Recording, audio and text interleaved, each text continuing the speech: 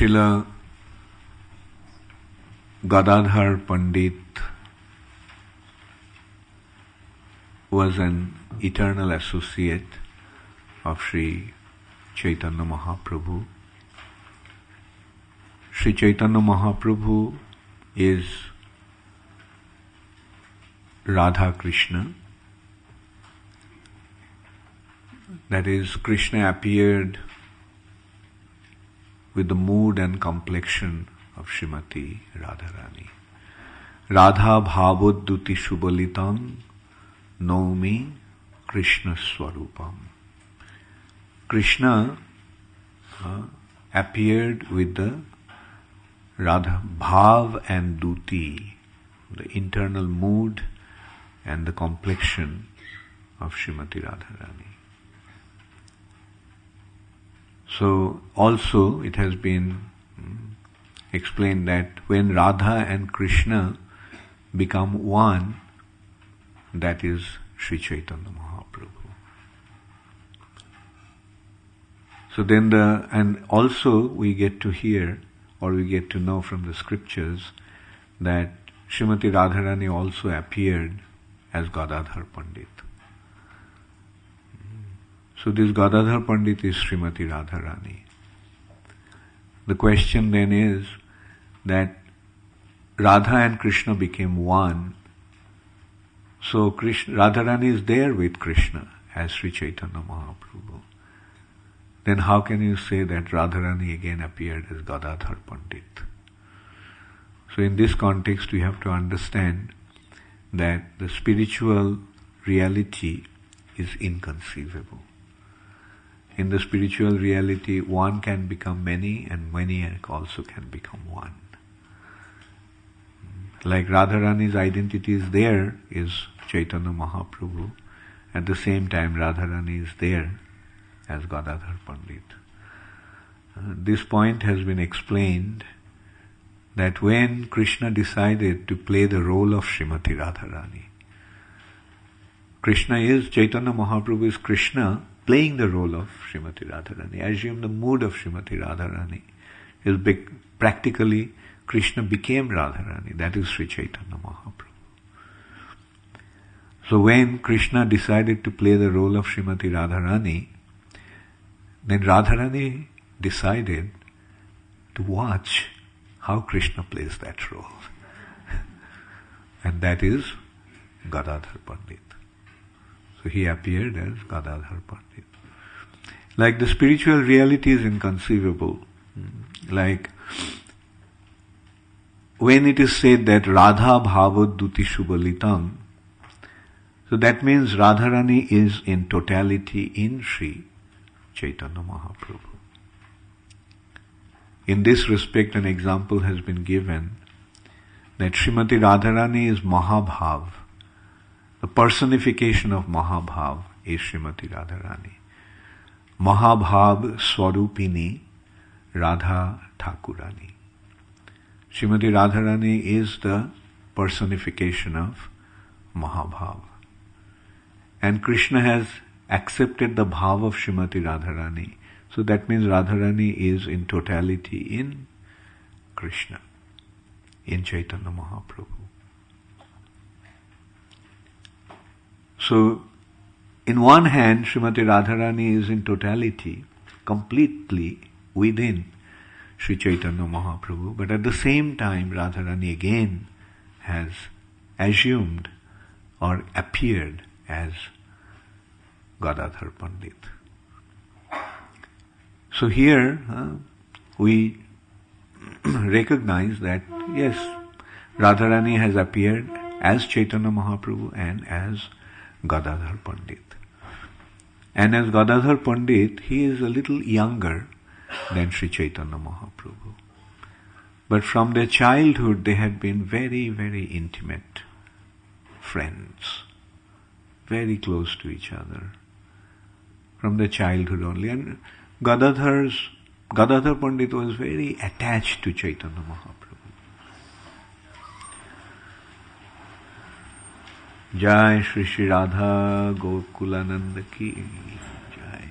Jai Shri Shri Sitaram Lakshman Hanuman ki Shri Shri Gaur Nitai ki, Srila Gadadhar Pandit ki, Srila Bhaktivinoda Thakur ki, Shamaveto Bhakta Vrinda ki, Gaur Premanande Hari Hari.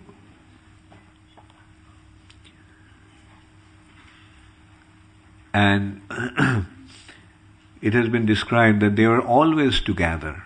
Gadadhar Pandit was extremely attached to Chaitanya Mahaprabhu, and Chaitanya Mahaprabhu was extremely attached to Gadadhar Pandit from their childhood. And their nature was very different. Chaitanya Mahaprabhu was, in his childhood, he was quite naughty. He was quite aggressive. He was quite dynamic.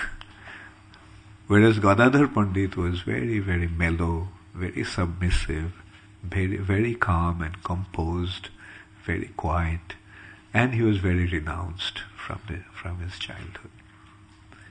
Yet they were very intimate friends. And apparently Gadadhar Pandit was an extreme admirer of Sri Chaitanya Mahaprabhu. And Gadadhar Pandit and Chaitanya Mahaprabhu went to school together. They studied in school together, although Chaitanya Mahaprabhu was senior.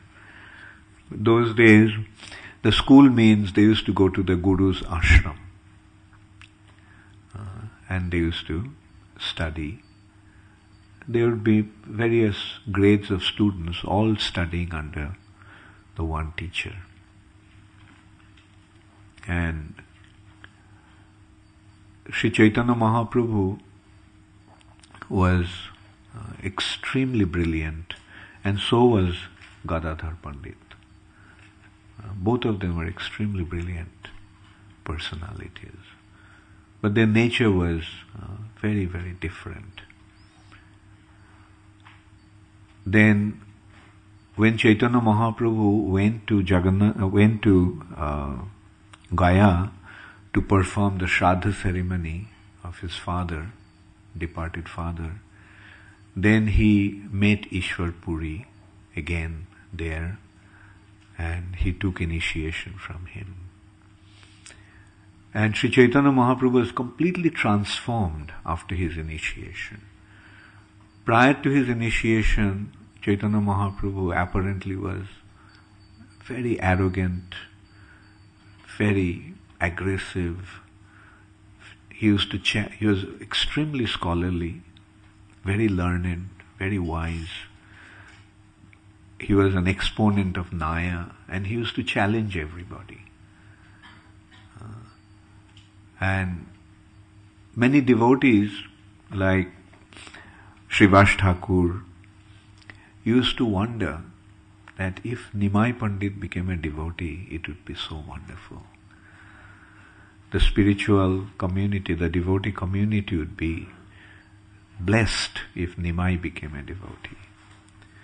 And Sri Chaitanya Mahaprabhu sometimes used to tell him that, yes, that will happen someday. And when I become a devotee, you all will be awestruck seeing my devotion. And that's exactly what happened after Chaitanya Mahaprabhu took initiation. He was completely transformed. And he became like mad in Krishna Prem. He was always crying, calling out the names of Krishna.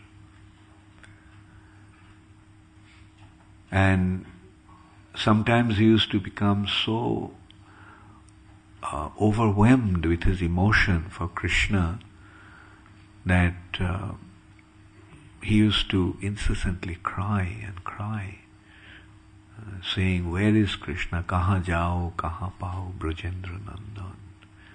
Where can I find Brajendra Nandan, Shri Krishna?" And so one day, when Chaitanya Mahaprabhu was crying like that, Gadadhar Pandit told Chaitanya Mahaprabhu that why are you crying like this? Krishna is there in your heart. He is there in your heart. So when Chaitanya Mahaprabhu heard that, with his nails he was trying to scratch his chest open. He became so intensely searching for Krishna that he started to behave like that. And Gadadhar was completely confused now what to do. Now that I have, thank you, now that I have told him and now he is behaving in such a way. So then Gadadhar quickly told him that don't worry, Krishna has just gone somewhere, he'll come back soon.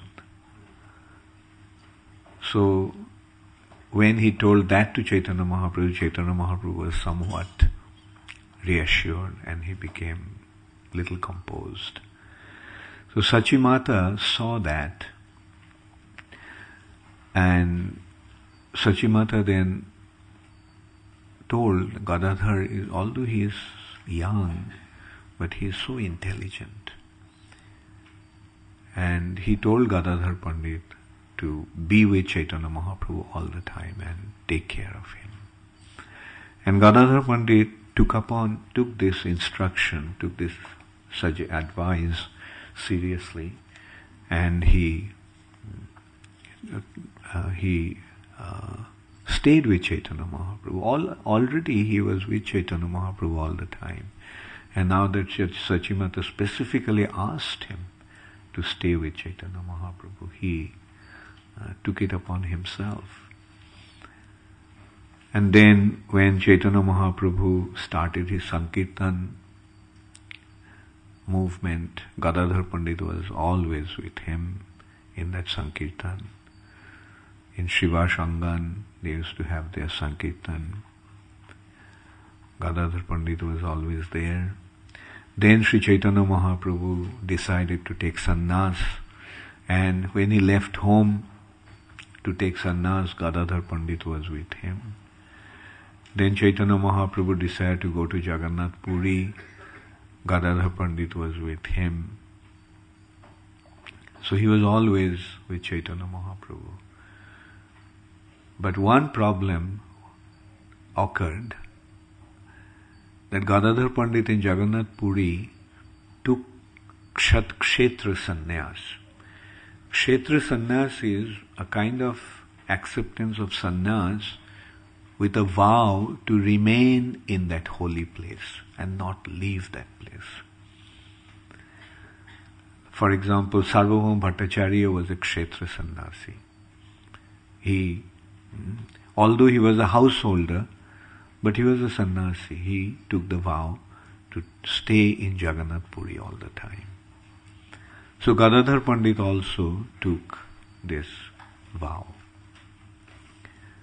And Chaitanya Mahaprabhu now decided to go to Vrindavan. And when Mahaprabhu decided to go to Vrindavan, Gadadhar Pandit also wanted to go with him. But Chaitanya Mahaprabhu stopped him. He said, look, you have taken the vow of Kshetra Sannyas, so you should not break your vow.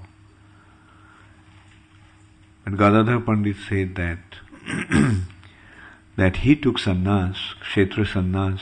The sannyas is actually to get Chaitanya Mahaprabhu. Sannyas is to get Krishna. And Chaitanya Mahaprabhu is Krishna himself. So he said, I don't care about my sannyas, because the purpose of sannyas is to get you. So I'm going to go with you. But Chaitanya Mahaprabhu very strongly prevented him from going with him, and he left. At that time, Gadadhar Pandit fainted.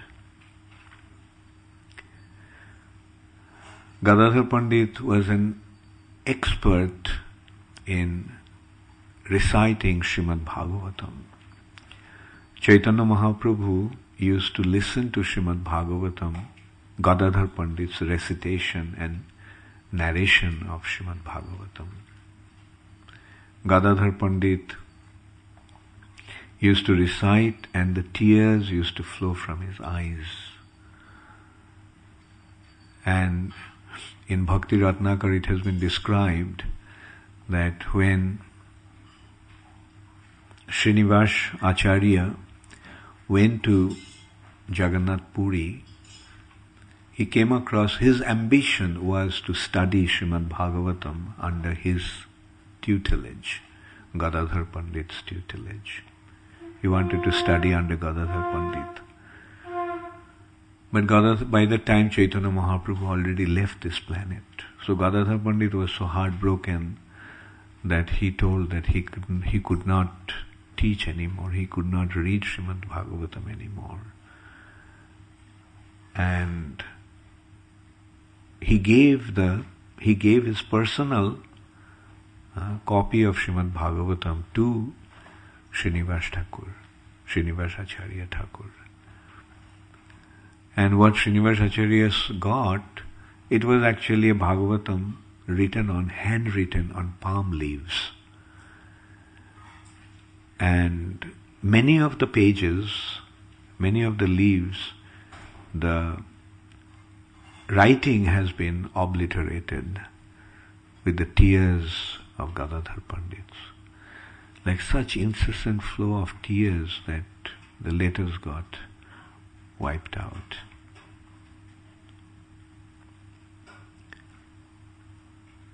And soon after Sri Chaitanya Mahaprabhu's disappearance, Gadadhar Pandit also left this planet. So today is the day when Gadadhar Pandit left this planet.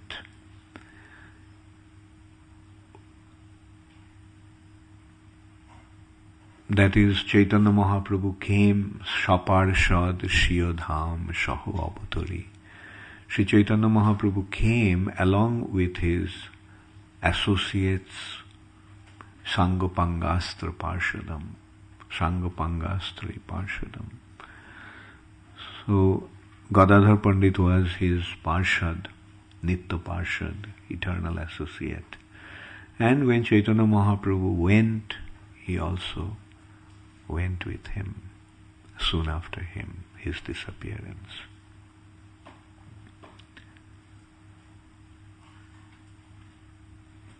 Today also is the disappearance day celebration of Srila Bhaktivinoda Thakur. Bhaktivinoda Thakur appeared in 1838. He was another very, very important personality in Chaitanya Mahaprabhu's pastimes. Actually, Chaitanya Mahaprabhu's pastimes is going on through his Sankirtan movement. The Sankirtan movement is actually an extension of Sri Chaitanya Mahaprabhu's pastimes. Soon after Chaitanya Mahaprabhu's disappearance, Chaitanya Mahaprabhu's dham and his teachings disappeared.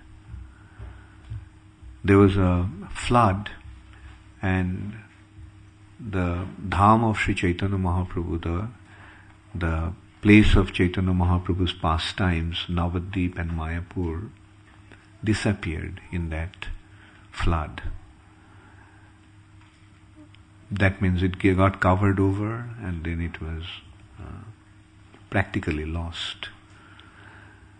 And so was Chaitanya Mahaprabhu's teachings.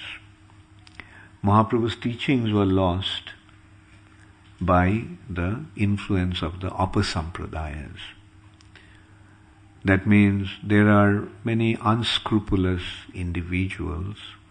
They, in the name of Sri Chaitanya Mahaprabhu, they started to present their own concocted ideas. So, these Apasampradayas have been classified as 13 in number. They are many of them. Aul, Baul, Lara, Lady, these are the different types of Apasampradaya. There's a kind of Apasampradaya, they claim that they are known as Auls and Bauls. They claim that they are Sri Chaitanya Mahaprabhu's followers. But their teaching, they do not really follow the instructions of Sri Chaitanya Mahaprabhu and act according to his teachings. For example, Chaitanya Mahaprabhu's teachings are based on absolute pure conduct,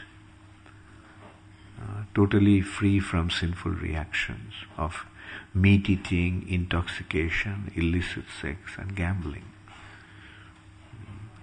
Like we know that in order to follow Sri Chaitanya Mahaprabhu, we have to follow these 4 regulative principles. We have to give up meat eating completely. No non-vegetarian food, not even onions and garlic. Not even that. One has to offer everything to Krishna and take it as Krishna's prasad.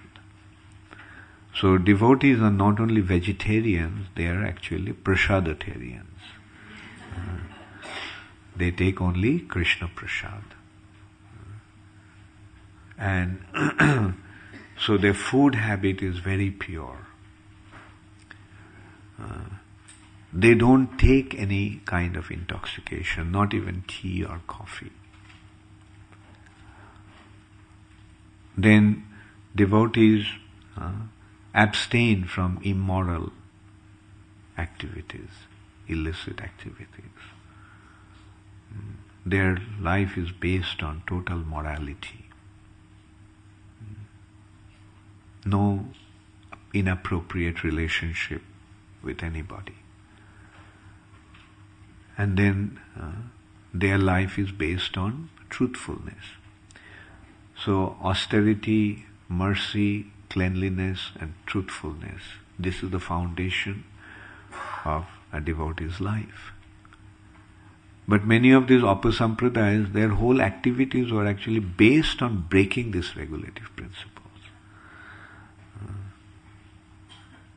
Their behavior is very, very unclean. Like these Bauls, the whole system is based on taking intoxication. They take ganja, marijuana, hashish, opium. Some of them even drink alcohol. And they claim themselves to be the followers of Sri Chaitanya Mahaprabhu.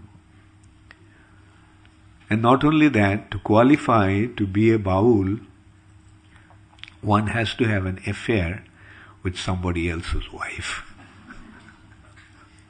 Their understanding is that you can't understand Radha Krishna's love affair.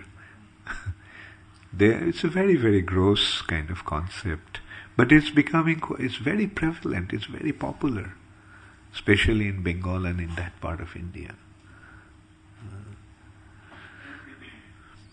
They have their festivals and thousands of people come. So that shows the popularity. And why it's popular? Because any activity that allows you to become involved in immoral activities, that becomes very popular. In today's age, we see in Kali Yuga, the sinful activities are very much prevalent, because that is Kali's influence. So this is how these people are actually the Kali's agents, Kali's chala. They look like Vaishnava. So Bhaktivinoda Thakur actually came to smash them, to expose them, and give the right understandings of Sri Chaitanya Mahaprabhu. He spoke about these so-called Vaishnavas, those who go on in the name of Vaishnavas. They are known as Vaishnavas. People think that they are Vaishnavas. Not only Vaishnavas, they think that they are followers of Sri Chaitanya Mahaprabhu.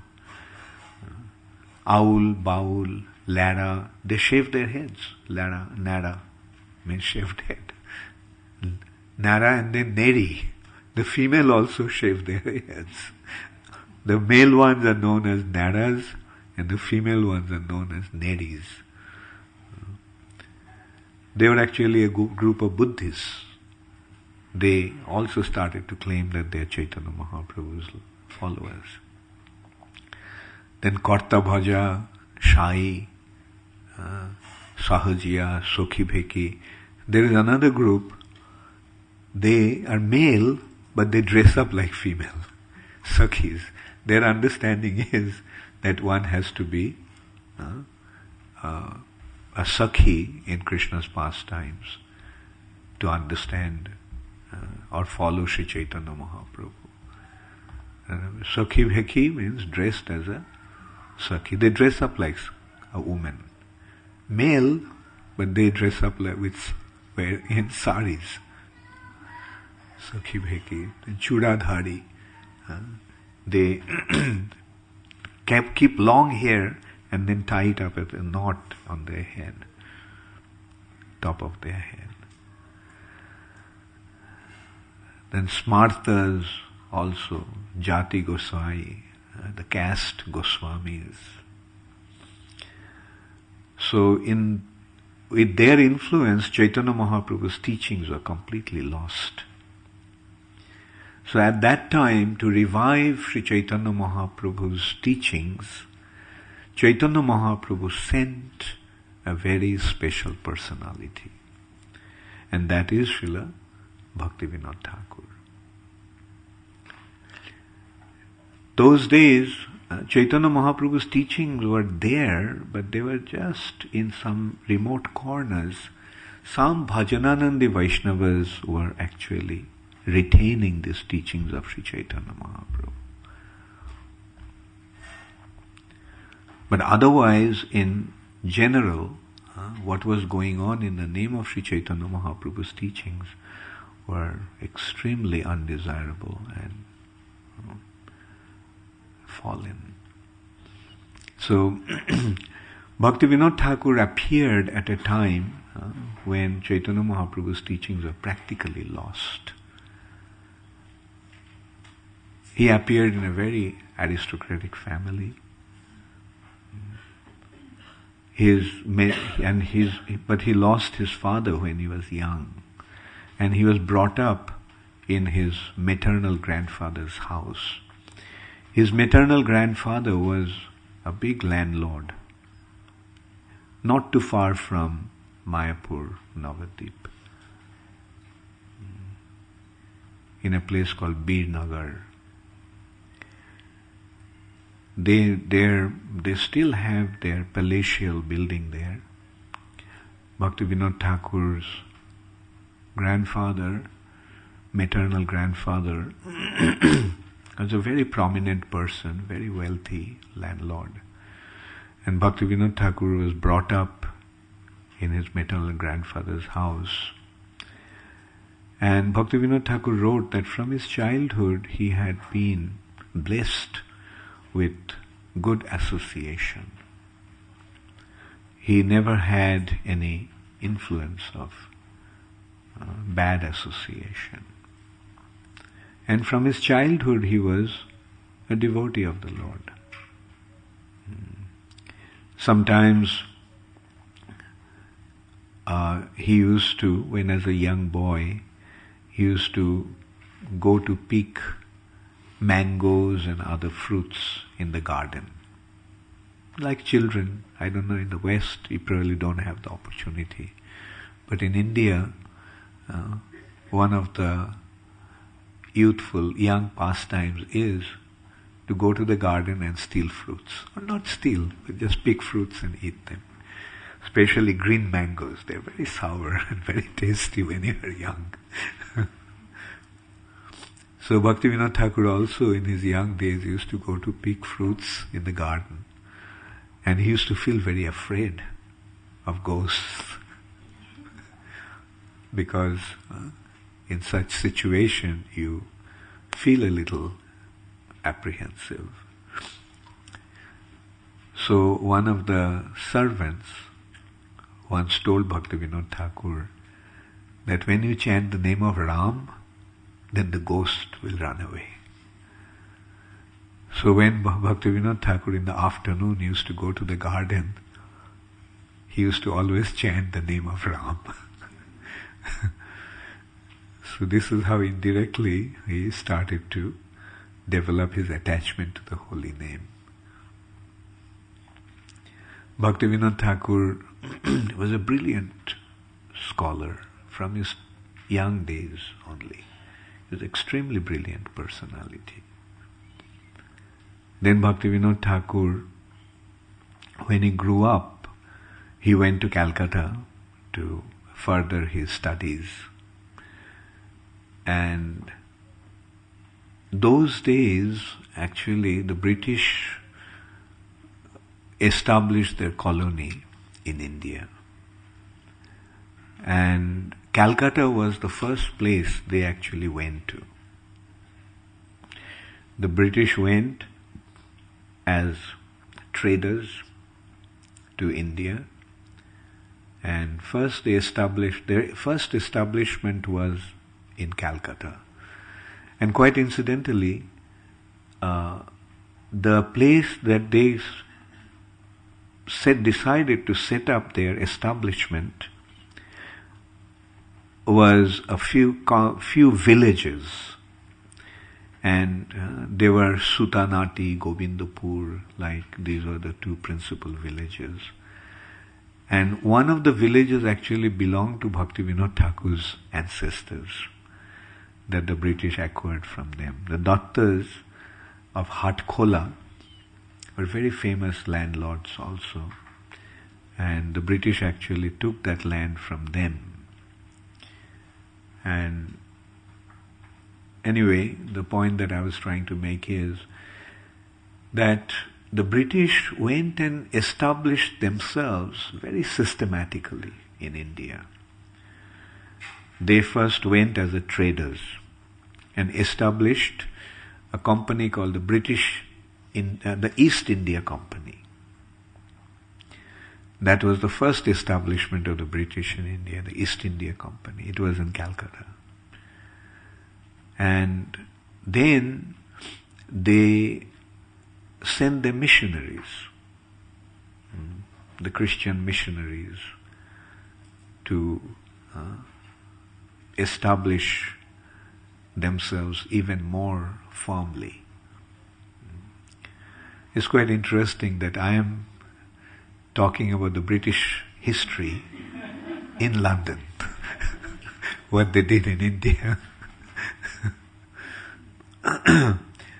And about that, one philosopher, American philosopher called Will Durant, mentioned that Christianity was a religion for first few years. Then it became a philosophy. Then it became a political convenience. So this is the third phase of Christianity, when it became a political convenience. Like the colonials actually used Christianity to establish their colonies. Wherever they went, they sent their missionaries first. And those missionaries went and they established their church. And along with the church came the education system, British education system.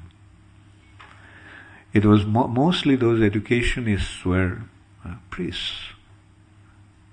And most of the schools were actually Christian missionary schools. And this is how they actually introduced an education system through which they established themselves in different countries, especially in India.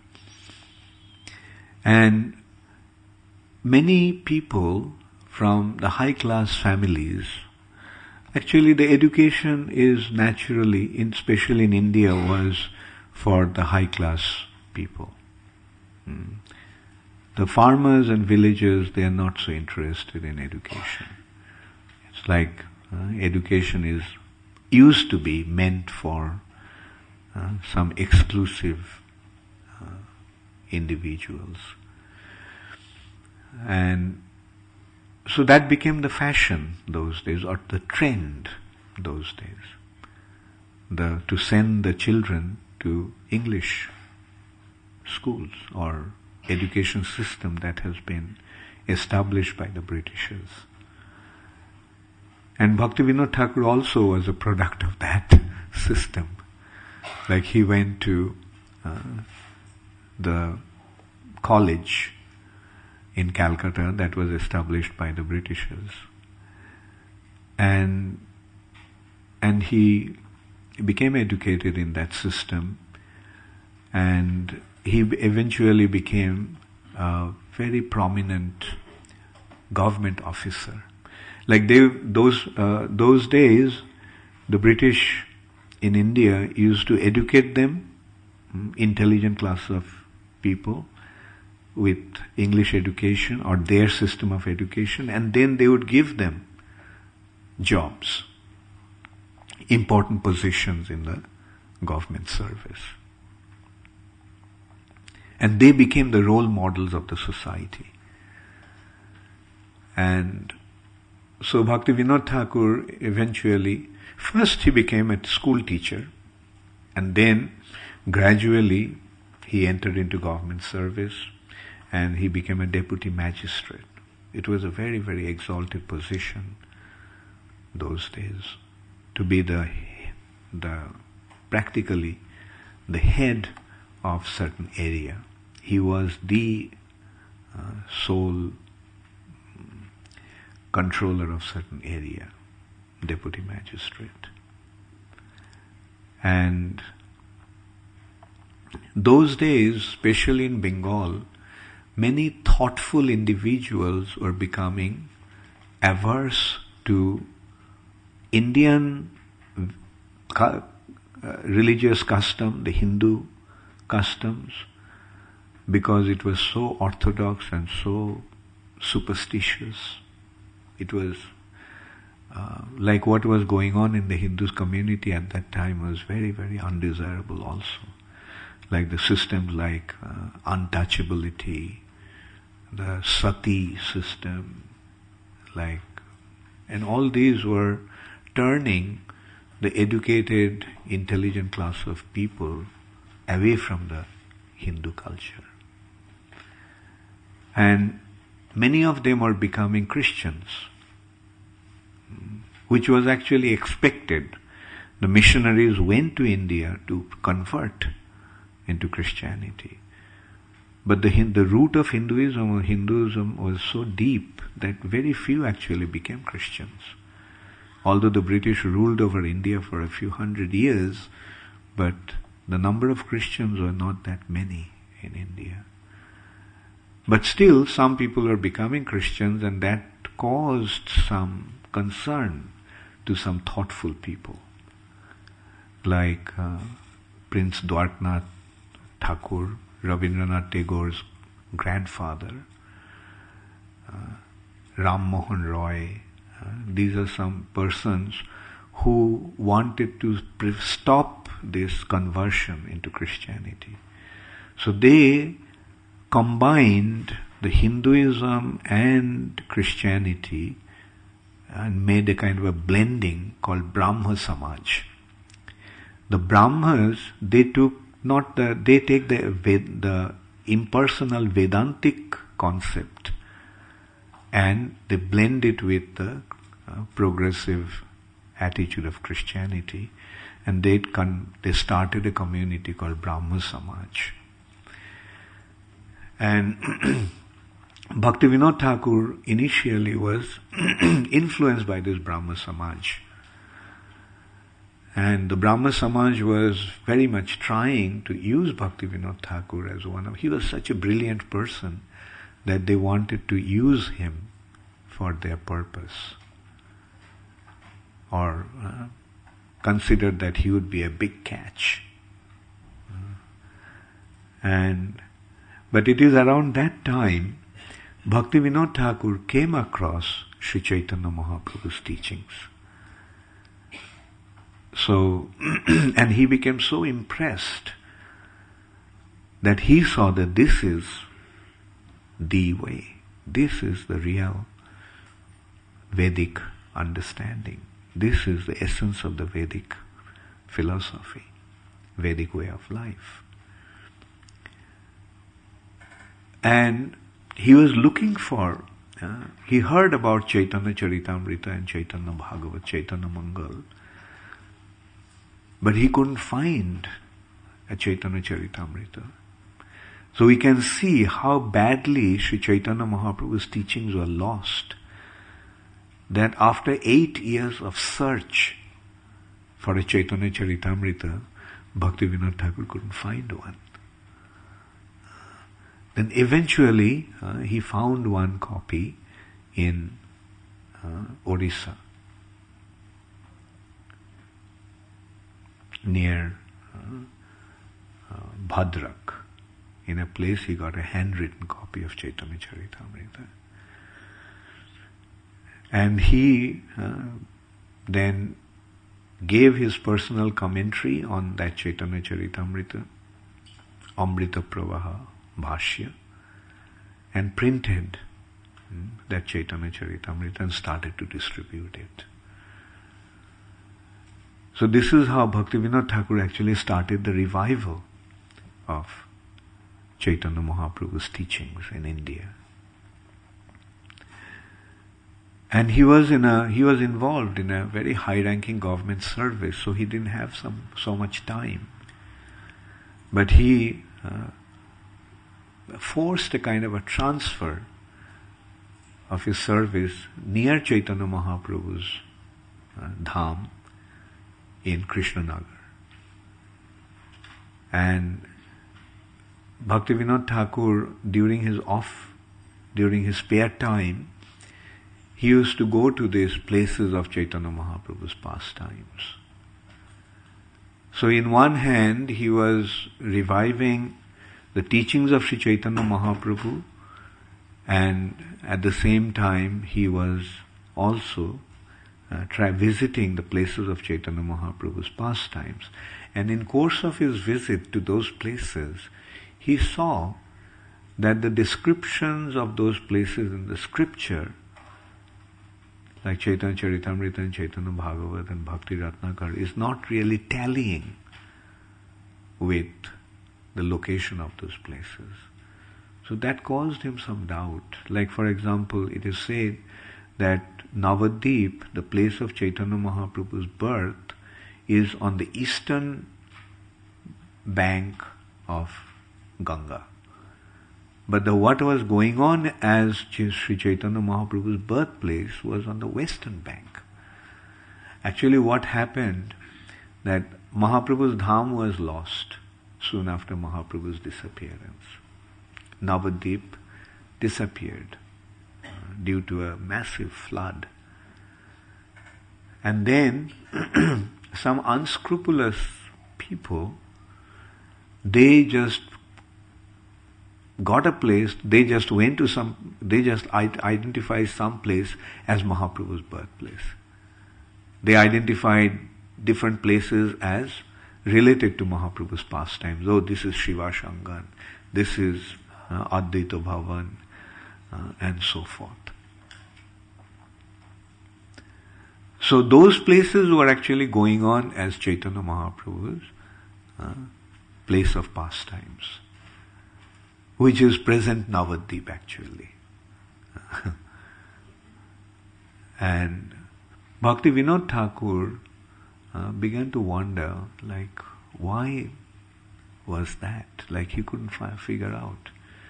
Then one night, Bhaktivinoda Thakur, when he was sitting, he actually set up his establishment, her house, near Mayapur, Navadvip, real Navadvip, and also fake Navadvip. in a place called Sarupganj. His Sananda Sukhada Kunja, his house was known as Sananda Sukhada Kunja. The Kunja where which is the giver of ultimate happiness and eternal bliss of Krishna. So Bhaktivinoda Thakur then stayed, and he was staying at that place. And from there, one night when he was sitting on the roof of his building, there was one of his sons was with him, and his secretary, his clerk. He was doing some official work with his clerk at home at night, and all of a sudden he saw that the other side of the river, Jalangi, just lit up with a beautiful light. And then in that light he saw a transcendental city where devotees were chanting and dancing in ecstasy. And not only he saw devotees from all over the world. There were people from different countries, they were all chanting the holy name of the Lord. And he was quite excited to see that sight. Then he asked his clerk whether he saw anything. The clerk said no, he didn't see anything. But then he asked his son whether he saw something. And he described the same thing that he saw. And so this is how Bhaktivinoda Thakur actually got the vision of Mayapur, the real Mayapur, which was not in Navadvip, but on the eastern bank of the river Ganges, in the confluence of Jalangi and Ganga. Actually, it's the confluence of Ganga and Saraswati. Jalangir. Jalang means water. Gira means speech. Vadanang gadgada ruddhaya gira. So who is the goddess of speech? Saraswati, Bak Devi. So that is why this is a colloquial name of Saraswati as Jalangir.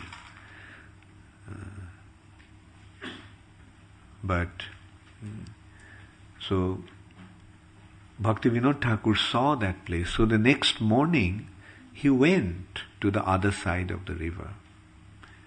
And there was nothing. So he was searching, but that location where he saw that village, saw the transcendental city, he found that was a Muslim village. And there he saw a very strange sight. He saw that there was a neem tree and there was a forest of tulasi around that neem tree. Now tulasi actually is very sensitive. She doesn't grow where sinful activities go on. So in a Muslim village you don't usually find tulasi. But although it was a Muslim village, this forest of tulasi was there surrounding the neem tree. So he suspected that probably that is the place of Chaitanya Mahaprabhu's appearance. So he asked some local people what was the name of the village, and they said that the name of the village is Miyapur. So in Arabic, Miya means Mr.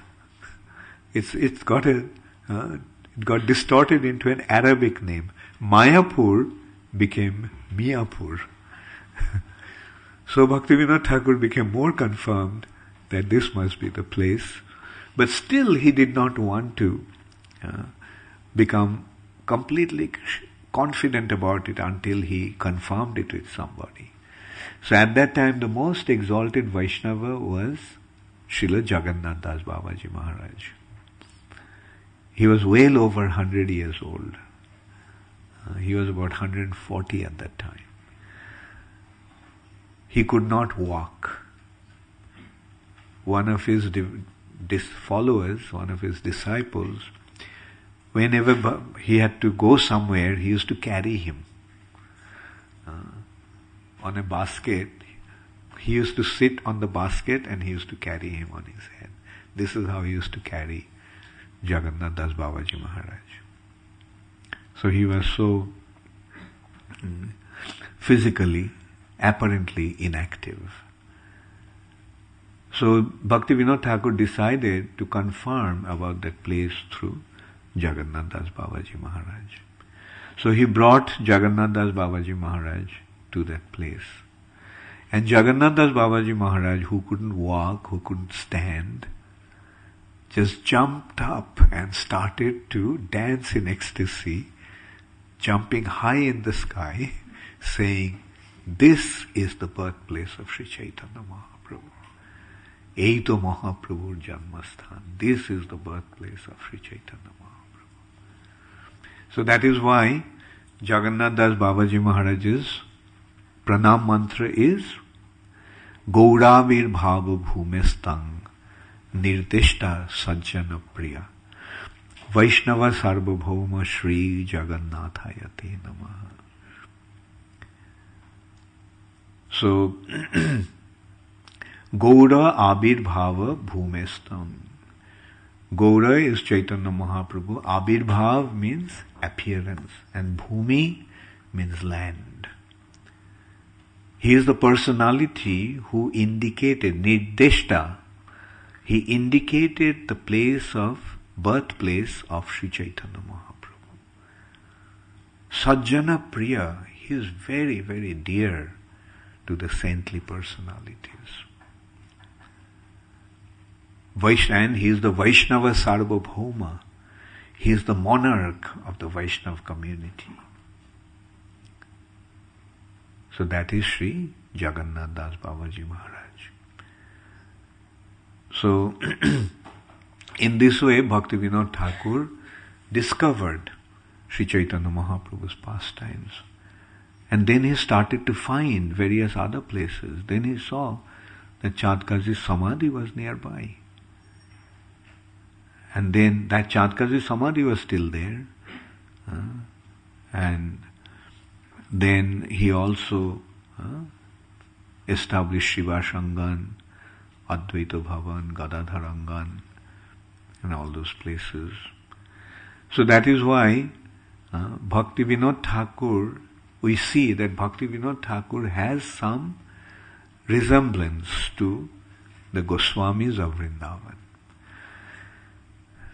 Chaitanya Mahaprabhu instructed Rupa Goswami and Sanatana Goswami with a very special assignment. What was the assignment that Chaitanya Mahaprabhu gave to the 6 Goswamis of Vrindavan? To establish Sri Chaitanya Mahaprabhu, to establish the scriptural understanding of Sri Chaitanya Mahaprabhu's teachings, and to revive or to retrieve the places of Krishna's pastimes in Vrindavan. Krishna's pastimes also were lost. And the Goswamis of Vrindavan actually went, this Rupa Goswami, Sanatana Goswami, the 6 Goswamis. They were reviving the places of Krishna's pastimes in Vrindavan. So, in this way,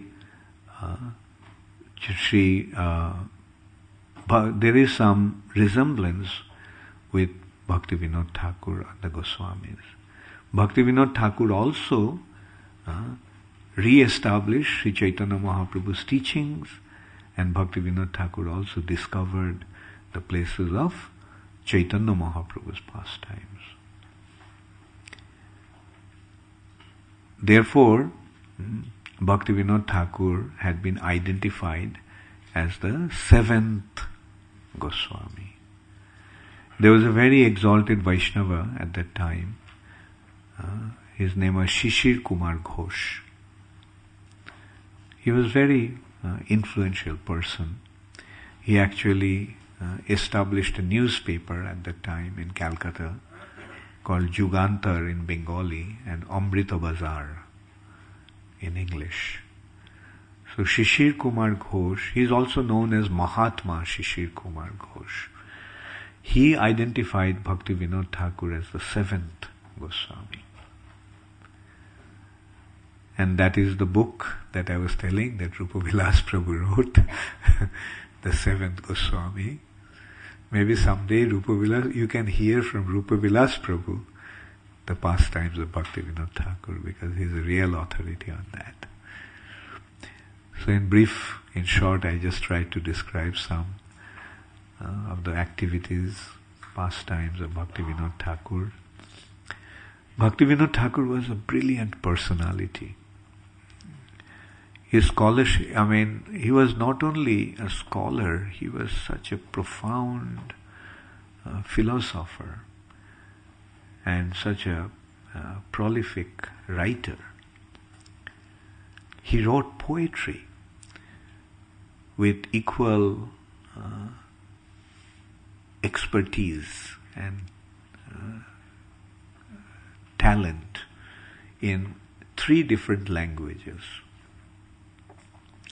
In Sanskrit, in Bengali. Bengali songs of Bhaktivinoda Thakur, you have read many of them, I'm sure. Like what we sang today was Bhaktivinoda Thakur's writing. What kind of poetry? How did you like that poetry? Shuddha bhakata charana renu bhajanayonukul bhakata seva paramo siddhi premalati karamo. There are so many such poems. Shri Krishna Chaitanya Prabhu Jibe Daya Kori Shaparshad Shiyadham Saho Avatari Ottanto Durlabho Prem Koribare Dan Shikhaye Sharanagati Bhakotero Pran. Or Manasa Deha Geha Jo Kichu Mor Orpilu Tuapade Nanda Kishore. This is not quite Bengali, this is actually Maithili. And then his Sanskrit poetries are Jadite Haripad Saroj Sudha Rasapana Param Hridayam Satatam Pariritta Griham Kalibhavamayam Bhajagodru Makana Nakunja Vidhum Ramani Janasanga Sukhancha Sakhe Charame Bhayadang Purushartha Haram Taja Gramma Katha Sakalang Bifalam Bhaja Godru Makanana Kunja Bithum. So these are his writings in Bengali and Sanskrit. And through poetry he is actually presenting Chaitanya Mahaprabhu's teachings. What a brilliant personality. And he wrote with a similar expertise in English as well. So I got one song printed. It is Bhaktivinoda Thakur's Shadagrahi Vaishnava. This actually has 23 stanzas, but I selected only 10 of them. And it goes like, alas for those who spend their days in festive mirth and joy, the dazzling deadly liquid forms their hearts forever employ. Actually, you'll notice why I selected this song is because in this poetry, Bhaktivinoda Thakur has given the entire philosophy of Krishna consciousness, just in one poem, just in one poetry. Like, see, I selected only 10, and I think the 10 will give the clear understanding of this. Alas for those who spend their days, I pity those people who spend their day. I I feel sad, I feel bad, I feel pity for, alas, for those who spend their days, how? In festive mirth and joy. The dazzling, deadly liquid forms, the objects of allurements of the material nature have been described as the dazzling. They're dazzling. At the same time, they're deadly and liquid, transient, temporary. All these objects of enjoyment in this material nature has been described by Bhaktivinoda Thakur as the dazzling, deadly, liquid forms their hearts forever employ. Their hearts are always attracted to these objects of sense gratification in this material nature. Isn't that the condition of a living entity in this material nature? A conditioned soul in this material nature? The shining bottles charm their eyes and draw their heart's embrace. The slaves of wine can never rise from what we call disgrace. The condition of these people are like that of a drunkard. What is a drunkard's mentality?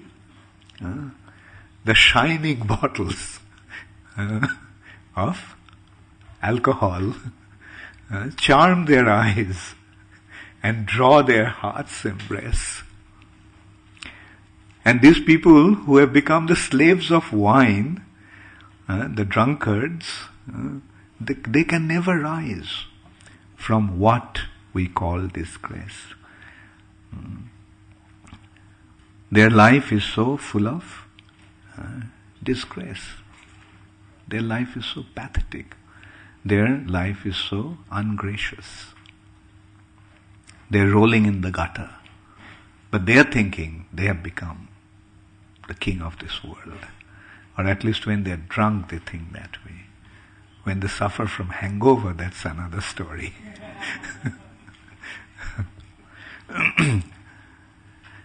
The flesh is not our own, alas. The mortal frame a chain. The soul confined for former wrongs will try to rise again. We are thinking that this body made of flesh, bone and blood is our body. We are identifying ourselves with this body. But Bhaktivinoda Thakur is saying, the flesh is not our own, alas. This mortal frame is actually a chain, is a bondage. The mortal frame a chain, a soul confined, the soul confined for former wrongs. The soul, the spirit soul has become confined, become imprisoned in this body for our previous mistakes, previous wrongs, previous sinful activities. What is the sin that we have become imprisoned in this body? What is the sin? Rejection of Krishna. Should try to rise again from this bondage of this body. Our life is but a rosy hue, to go ere long to naught. The soul alone would last forever, with good and evil fraught. How is the life? The life is just like a rosy hue. To go ere long to naught. From here it will go into nothing. It will end very soon, after a few years only. But the soul alone would last forever. The soul will last forever. The body will perish, but the soul will remain. It will last forever. With good and evil fraught. the way we acted, that will go with the soul in the form of the subtle body as the karmic reactions. The good actions will lead to enjoyment and bad actions will lead to suffering. So the soul will be there forever even after death, but the subtle body with the carrying our karma will go along with the soul. Man's life to him a problem dark, a screen both left and right. No soul hath come to tell us what exists beyond our sight. Man's life to him a problem dark. A man's life to him is like a dark problem. A screen both left and right, depicting the past and future. And nobody has come to tell us what actually exists beyond our sight. Beyond our sense perception, there is another reality, the spiritual reality. But unfortunately, no one has come to tell us about that reality. But then a voice, how deep and soft, within ourselves is felt. Man, man, thou art immortal soul, thee death can never melt. Then a voice, how deep and soft, within ourselves is felt, which gives us the information, man, man, thou art immortal soul. Your actual identity is not this body. Your actual identity is that you are a spirit soul. And that can be never destroyed by death. The death, your actual identity, spiritual identity cannot be destroyed through death. Forget the past that slips and never, the future dream at all, but act in times that are with thee, and progress thee shall call. Forget the past. Don't dwell in the past. It's gone. Forget the past that sleeps. And never future dream at all. And don't also dream about your future. Forget the past that sleeps, never future dream at all, but act in times that are with thee. The time that is with you, the present, act on that. Be here now. Bhaktivinoda Thakur figured it out long before. Be here now. But act in times that are with thee, and progress thee shall call. And that is the real progress. Maintain thy post in spirit world as firmly as you can. Let never matter push thee down, O stand heroic man. Maintain thy post in spirit world. Your post, your situation in the spiritual platform is your real platform. So maintain that post. Maintain thy post in spirit world as firmly as you can. Let never matter push thee down. Don't allow matter to push you down. O stand heroic man. Be a real hero and maintain your post like a hero. Where? Not in the back, but in the spiritual sky, in the spiritual world. O Sharagrahi Vaishnava soul. So here Bhaktivinoda Thakur uses one Sanskrit expression. Saragrahi. Saragrahi means one who extracts the essence, one who accepts the essence. Sar. Sar means the essence. And Bhaktivinoda Thakur through that is indicating a swan-like personality.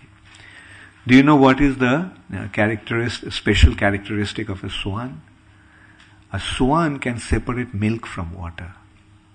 It takes only the milk and rejects the water. Similarly, a Paramahamsa, a Hamsa-like personality, Swan-like personality, a Vaishnav, a pure devotee of the Lord, he can separate spirit from matter.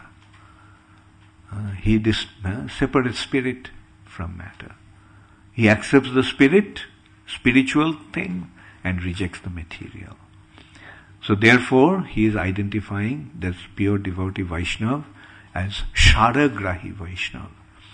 O Sharagrahi Vaishnava soul, thou art an angel fair. You are like an angel, fair angel.